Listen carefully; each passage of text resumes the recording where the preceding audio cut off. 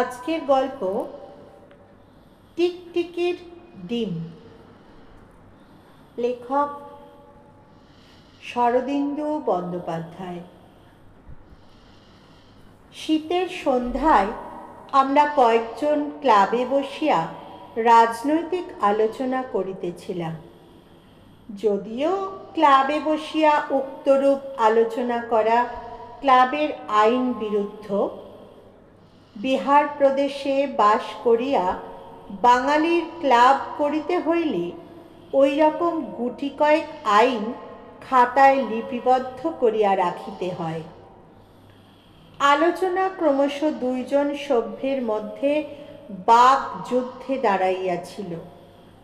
আমরা অবশিষ্ট সকলে মনোযোগ দিয়া শুনিতেছিলাম। পৃথ্বী বলিল, যাই বলো, গান্ধী টুপি পরলেই দেশভক্ত হওয়া যায় না। গান্ধী টুপি পরিহিত চুনি বলিল, হওয়া যায়। বাংলাদেশের 7 কোটি লোক যদি গান্ধী টুপি পরে, তাহলে অন্তত 1 কোটি গজ খদ্দর বিক্রি হয়। তার দাম নিদেন পক্ষে 30 লক্ষ টাকা। ওই টাকাটা দেশের লোকের পেটে যায়। পৃথ্বী বলিল, হতে পারে, কিন্তু টুপি পরলে বাঙালির বিশেষত্ব নষ্ট হয়। তা সে যে টুপি হোক, নাঙ্গা শির হচ্ছে বাঙালির বিশেষত্ব। চুনি চটিয়া উঠিয়া বলিল, কেবল ওই বিশেষত্বের জোরে যদি বাঙালি বেঁচে থাকতে চায়, তাহলে তার গলায় দড়ি দিয়ে মরা উচিত। দূরে টেবিলের এক কোণে বড়দা কড়িকাঠের দিকে চোখ তুলিয়া বসিয়াছিল। হঠাৎ প্রশ্ন করিল, টিকটিকিকে হাসতে দেখেছ? অপ্রত্যাশিত প্রশ্নে তার্কিক দুজনে কিছুক্ষণের জন্য গুম হইয়া গেল। তারপর সবাই একসঙ্গে হাসিয়া উঠিল। হাসি থামিলে বড়দা বলিল, হাসির কথা নয়, মিথ্যে মিথ্যে গল্প বানিয়ে বলি আমার একটা দুর্নাম আছে।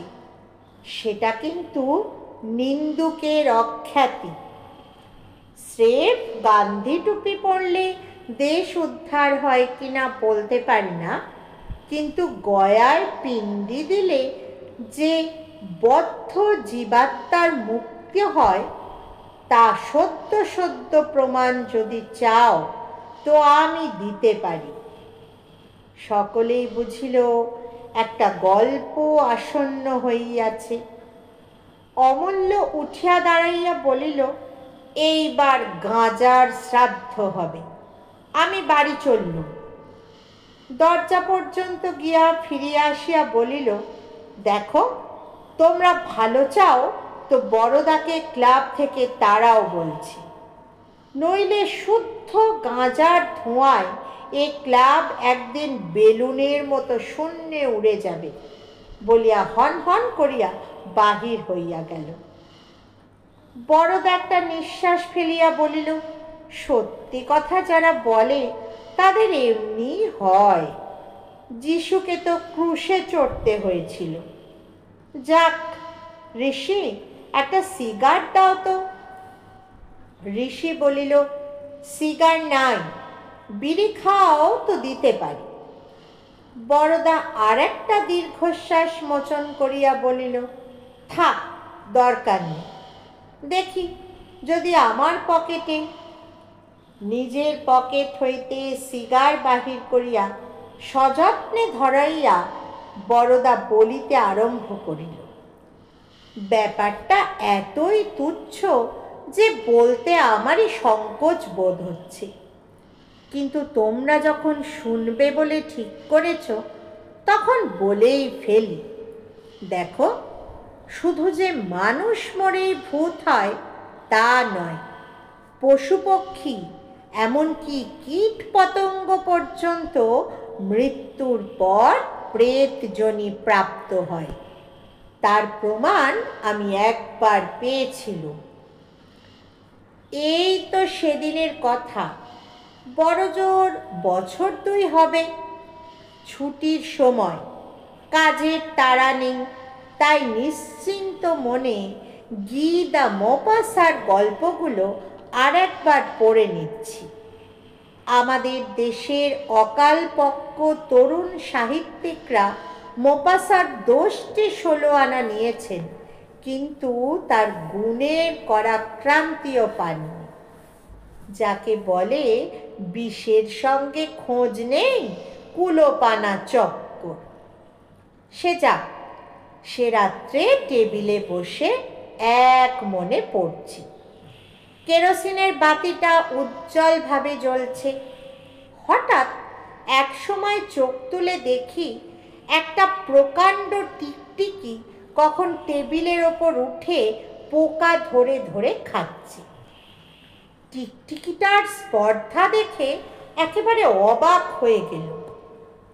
জগতে যত রকম জানোয়ার আছে, আমার বিশ্বাস তার মধ্যে সবচেয়ে টিকটিকি হচ্ছে বিভৎস।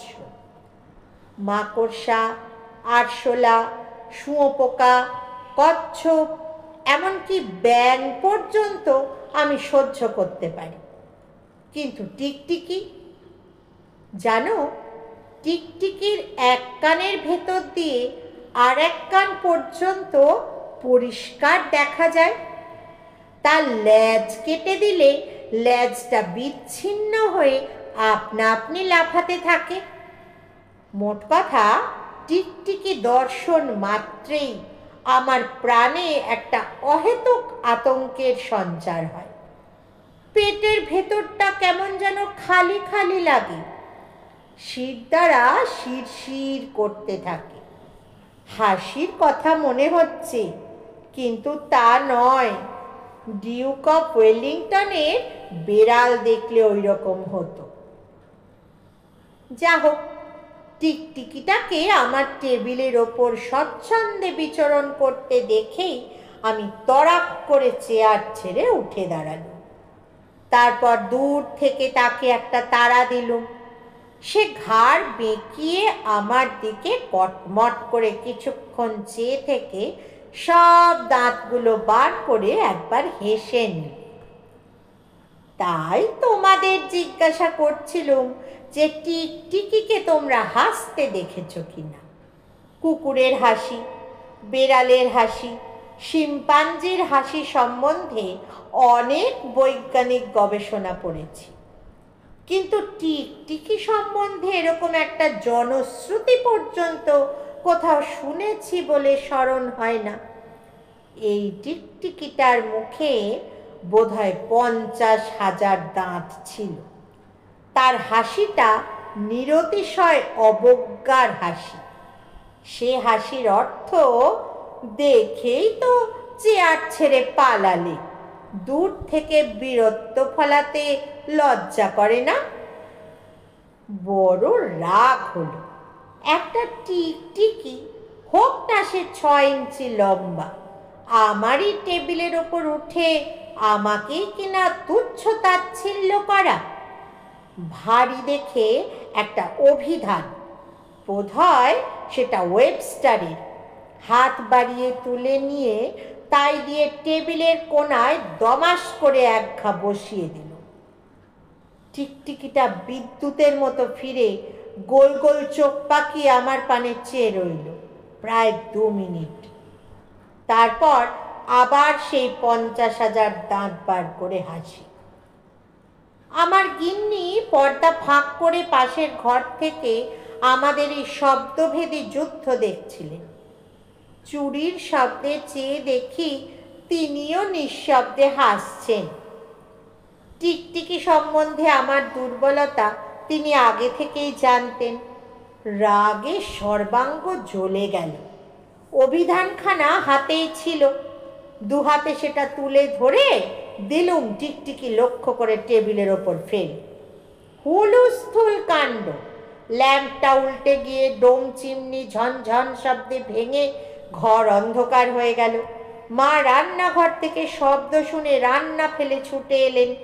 আমার ছোট ভাই পাঁচুর হিন্দুস্তানি মাস্টার বাইরের ঘরে বসে পড়াচ্ছিল। ক্যা হুয়া করে চেঁচাতে লাগলো। আমি চিৎকার করে ডাকলুম, রঘুয়া, জলদি একটু লণ্ঠন লে আও।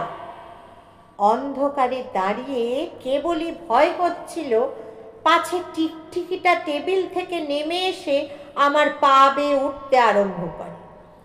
রঘুয়া ঊর্ধ্বশ্বাসে লণ্ঠন নিয়ে হাজির হলো।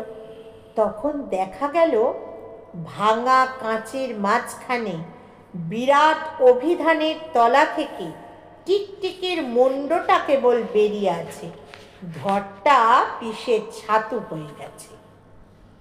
মুন্ডটা একেবারে অক্ষত, যেন অভিধানের তলা থেকে গলা বাড়িয়ে আমাকে দেখছে আর অসংখ্য দাঁত বার করে একটা অত্যন্ত পৈশাচিক হাসি হাসছে। আমার পা থেকে মাথা পর্যন্ত 2-4 বার শিউরে উঠল। বিভৎস মৃতদেহটাকে ফেলে দেবার হুকুম দিয়ে বিছানায় গিয়ে শুয়ে পড়লুম। সে রাত্রে আর ভাত খাবার রুচি হলো না। সমস্ত রাত্রি ঘুমের মধ্যে কতকগুলো দুঃস্বপ্ন ঘুরে ঘুরে বেড়াতে লাগলো। সেগুলোকে চেতনা দিয়ে ধরাও যায় না, অথচ কিছু নয় বলে উড়িয়ে দেওয়াও চলে না। সকালে যখন বিছানা ছেড়ে উঠলুম, তখন শরীর মনে প্রফুল্লতার একান্ত অভাব। বিরস মনে বাইরের ঘরে বসে চা খাচ্ছি। হঠাৎ চোখ পড়ল টেবিলের ওপর। দেখি 2টি ছোট ছোট ডিম পাশাপাশি রাখা রয়েছে, দেখতে ঠিক খড়ি মাখানো করম চার মতো। ইতিপূর্বে টিকটিকির ডিম কখনো দেখিনি, কিন্তু বুঝতে বাকি রইল না যে এ দুটি সেই বস্তু। হাঁকাহাঁকি করে চাকরদের জেরা করলুম, কে এখানে ডিম রেখেছে, কিন্তু কেউ কিছু বলতে পারলে না। এমনকি প্রহারের ভয় দেখিয়েও তাদের কাছ থেকে কোনো কথা বার করা গেল না। তখন পেঁচোর ওপর ঘোর সন্দেহ হলো। পেঁচোকে নিয়ে পড়লুম। সে শেষ পর্যন্ত কেঁদেই ফেললে, কিন্তু অপরাধ স্বীকার করল না। শাস্তিস্বরূপ তাকে ডিম দুটো বাইরে ফেলে দেবার হুকুম দিল। এ যে আমাকে ভয় দেখাবার উদ্দেশ্যে কোনো লোকের বজ্জাতি, এই কথাই গোড়া থেকে আমার মনে বদ্ধমূল হয়ে গিয়েছিল। কিন্তু কিছুক্ষণ পরে চাবি দেওয়া দেরাজ খুলেও যখন দেখলুম তার মধ্যে সাদা সাদা ক্ষুদ্রাকৃতি 2টি ডিম বিরাজ করছে, তখন কেমন যেন ধোঁকা লাগলো। তাই তো, এখানে ডিম কে রাখলো? তারপর দেখতে দেখতে বাড়িময় যেন টিকটিকির ডিমের হরিল্লুট পড়ে গেল। যেদিকে তাকাই, যেখানে হাত দিই, সেইখানেই 2টি করে ডিম। হঠাৎ যেন জগতের যত স্ত্রী টিকটিকি সবাই সংকল্প করে আমার চারিপাশে ডিম পাড়তে শুরু করে দিয়েছে। এমনি ব্যাপার 2 দিন ধরে চলল। মন এমন সন্ত্রস্ত এবং বিভ্রান্ত হয়ে উঠল যে সহসা কোনো একটা জায়গায় হাত দিতে পর্যন্ত ভয় করতে লাগলো, পাছে সেখান থেকে টিকটিকির ডিম বেরিয়ে পড়ে। কিন্তু সাধারণ 5 জনের কাছে এ ব্যাপার এতই অকিঞ্চিতকর যে মনের কথা কাউকে খোলসা করে বলাও যায় না। টিকটিকির ডিম দেখেছে তাই কি হয়েছে, এই প্রশ্ন করলে তার সদুত্তর দেয়া তো কঠিন।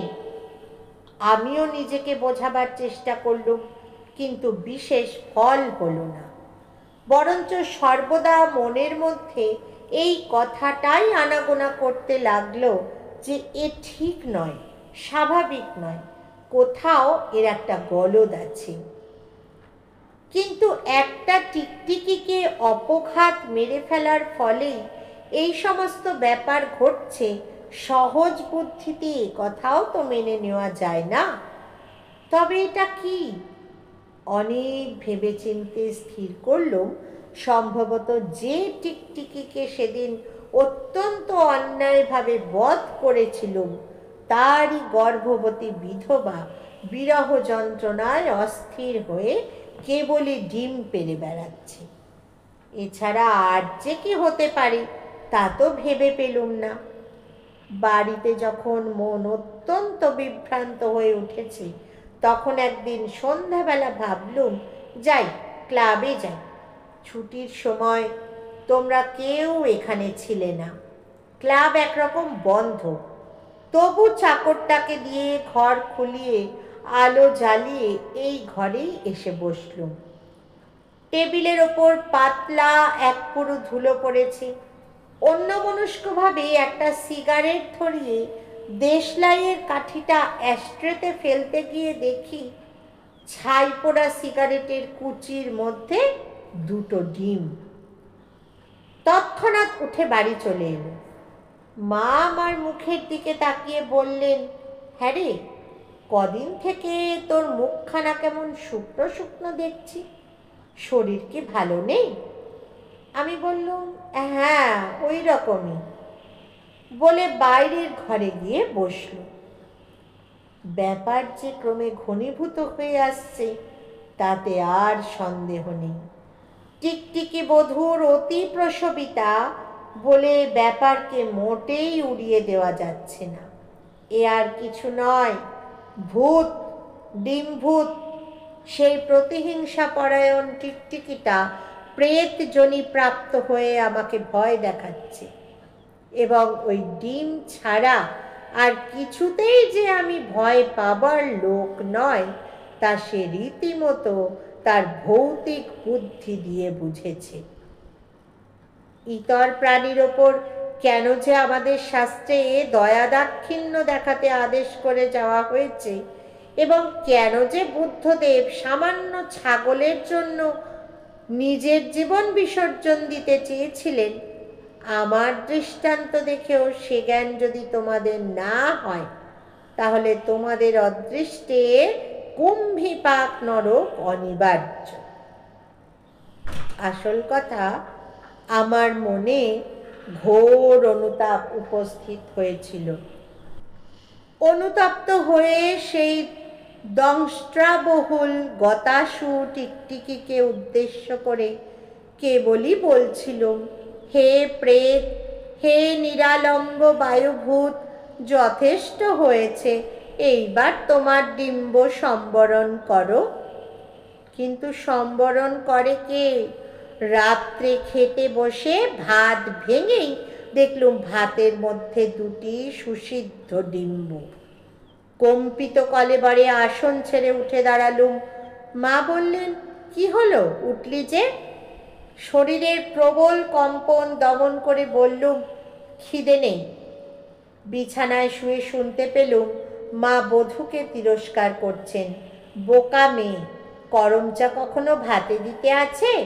ওর যা ঘেন্নাটে স্বভাব, দেখেই হয়তো না খেয়ে উঠে গেল। রাতে এক অপূর্ব স্বপ্ন দেখলুম। অপূর্ব এই হিসাবে যে তার পূর্বে কখনো অমন স্বপ্ন দেখিনি, এবং পরে আর দেখবার ইচ্ছাও রাখি না। স্বপ্ন দেখলুম যেন অত্যন্ত ক্লান্ত হয়ে বিছানায় শুয়ে পড়েছি। শোবামাত্র বুঝতে পারলুম যে বিছানায় চাদর পাতা নেই, তার বদলে আগাগোড়া টিকটিকির ডিম দিয়ে ঢাকা। আমার শরীরের চাপে ডিমগুলো ভেঙে যেতে লাগলো, আর তার ভেতর থেকে কালো কালো কঙ্কাল সার সরীসৃপের মতো লক্ষ লক্ষ টিকটিকির ছানা বেরিয়ে আমার সর্বাঙ্গে চলে বেড়াতে লাগলো।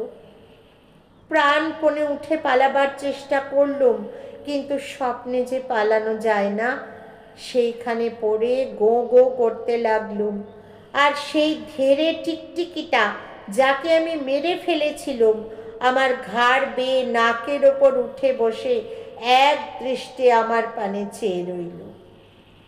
গিন্নির ঠেলায় ঘুম ভেঙে দেখলুম গা দিয়ে ঘাম ঝরছে, এবং তখনও যেন টিকটিকির বিভৎস ছানাগুলো গা ময় কিলবিল করে বেড়াচ্ছে।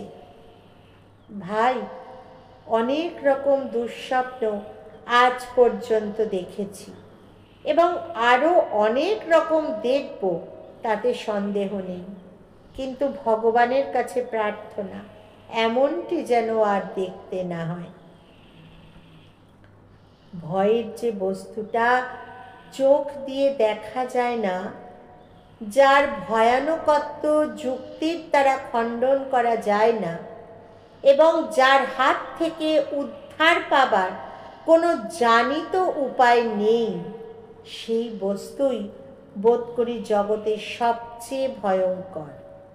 ভূতের ভয়টা ওই জাতীয়। তাই প্রাণের মধ্যে আমার বিভীষিকা যতই বেড়ে চলল, তার হাত থেকে পরিত্রাণ পাবার পন্থাটাও আমার কাছে তেমনই অজ্ঞাত রয়ে গেল। কি করব, কোথায় যাব, যেন কোনো দিকেই কিছু কিনারা পেলুম না। এইরকম যখন মনের অবস্থা, তখন একদিন ডাকে একখানা চিঠি এলো। শুভেন্দু গয়া থেকে লিখেছে। চিঠি এমন কিছু নয়, তুমি কেমন আছো, আমি ভালো আছি গোছের। কিন্তু হঠাৎ যেন আমার দিব্য দৃষ্টি খুলে গেল। মনে হলো এটা চিঠি নয়, এটা দৈব বাণী। তৎক্ষণাৎ শুভেন্দুকে তার করে দিল, আজই যাচ্ছি। যথাকালে গয়ায় পৌঁছে টিকটিকির প্রেতাত্মার সদ্গতি সংকল্প করে পিণ্ডি দিলুম। গয়াতে আজ পর্যন্ত টিকটিকির পিণ্ডদান কেউ করেছে কিনা জানি না, কিন্তু সেই থেকে আমার উপর আর কোনো উপদ্রব হয়নি। সেই মায়ামুক্ত জীবাত্মা বোধ করি এখন দিব্যলোকে বৈকুণ্ঠের দেওয়ালে উঠে পোকা ধরে ধরে খাচ্ছেন।